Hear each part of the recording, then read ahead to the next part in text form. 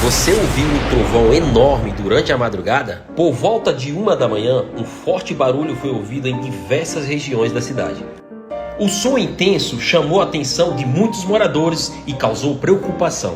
Esse barulho foi provocado por um trovão de grande intensidade. Os trovões acontecem durante tempestades, quando há descargas elétricas na atmosfera.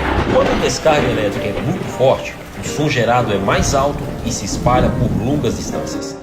Por isso, o trovão pôde ser ouvido quase ao mesmo tempo em vários bairros de Osasco. Fenômenos como esse são comuns em temporais com nuvens de grande desenvolvimento vertical. Apesar do susto, não houve registro de explosões ou ocorrências graves relacionadas ao barulho. A Defesa Civil de Osasco segue monitorando as condições meteorológicas da cidade. Em caso de tempestade, procure um local seguro e evite áreas abertas.